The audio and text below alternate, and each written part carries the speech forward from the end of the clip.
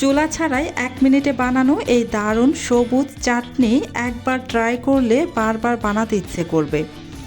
ব্যস্ত সকালেও খুব সহজে তৈরি করা যায়, কোনো ঝামেলা নেই, মাত্র কয়েকটা সাধারণ উপকরণই যথেষ্ট।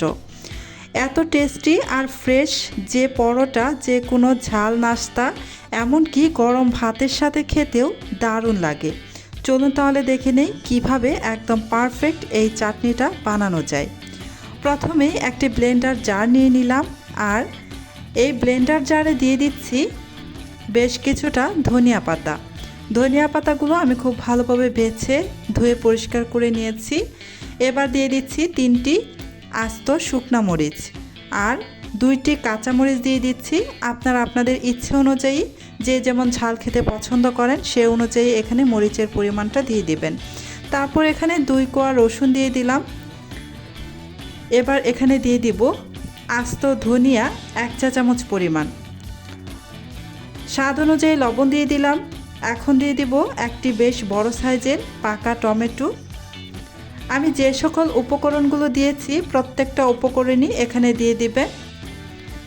এবার এটাকে ব্লেন্ড করে নিব। আমি এখানে কিন্তু পানি দেইনি, পানি ছাড়াই খুব ভালোভাবে ব্লেন্ড করে নিয়েছি। এবার একটি বাটির মধ্যে ঢেলে নিব। এই চাটনিটা পানি ছাড়া ব্লেন্ড করতে হবে। এখানে আরও একটি উপকরণ আমার মেশাতে হবে, তার আগে একটি বাটির মধ্যে চাটনিটা ঢেলে নিচ্ছি।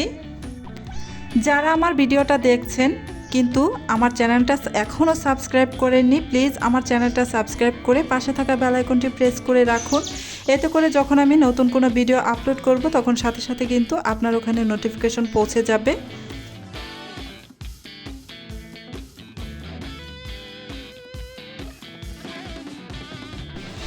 এবার আমি এই চাটনির মধ্যে আরও একটি উপকরণ যোগ করছি, সেটা হচ্ছে সরিষার তেল। আমি এখানে প্রয়োজন মতো সরিষার তেল দিয়ে ভালোভাবে নেড়েচেড়ে মিশিয়ে নিচ্ছি। তেলটা দেওয়ার পর কিন্তু খুব ভালো করে মিশিয়ে নিতে হবে। আমি বেশ কিছুক্ষণ সময় এটাকে নাড়াচাড়া করে ভালো করে মিশিয়ে নিচ্ছি।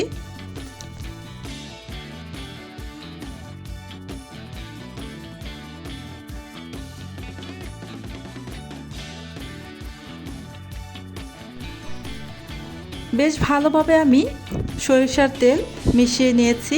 এবার একটি প্লেটের মধ্যে আমি 2টি পরোটা নিয়ে নিচ্ছি। আজকের এই চাটনিটা আমি পরোটা দিয়ে সার্ভ করব। তো দেখলেন তো, একদম সহজভাবে চুলা ছাড়াই তৈরি হয়ে গেল এই সুস্বাদু সবুজ চাটনি। এখন থেকে নাস্তা হোক বা ভাত সব কিছুর সাথে চটপট বানিয়ে নিতে পারবেন। আর পরোটার সাথে খেতেও কিন্তু ভীষণ ভালো লাগে এই চাটনিটা। আপনারা অবশ্যই বাসায় বানিয়ে কেমন লাগলো অবশ্যই কমেন্টে জানাবেন। ভিডিওটা যদি ভালো লাগে তাহলে লাইক, কমেন্ট আর শেয়ার করুন। আর এমন সহজ ও মজার রেসিপি পেতে চ্যানেলটি সাবস্ক্রাইব করে পাশেই থাকুন। আজকের মতো এখানেই বিদায় নিচ্ছি। আবারও চলে আসব অন্য কোনো দিন নতুন আরও একটি রেসিপি নিয়ে। আপনারা অনেক বেশি ভালো থাকুন, সুস্থ থাকুন। আল্লাহ হাফেজ।